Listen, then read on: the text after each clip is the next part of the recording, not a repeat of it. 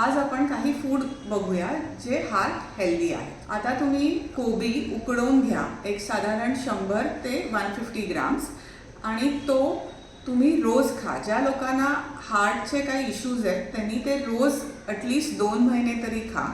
त्याच्यानंतर डाळिंब हार्टसाठी अत्यंत चांगला आहे. काळ्या मनुका असतात की नाही, एक 15 काळ्या मनुका भिजवून ठेवायच्या आणि 2-2 तुम्ही एका वेळेला चगळून खाऊ शकता.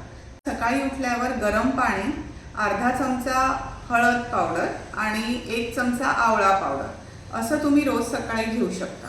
तर एक ताजा आवळा आणि एवढी ताजी हळद तुम्ही ग्रेट करून म्हणजे किसून घेऊ शकता आणि ते जेवणाबरोबर सकाळच्या किंवा नाश्त्याबरोबर किंवा अर्ध असं त्याच्यामध्ये थोडंसं जिरं मीठ घालून घ्या.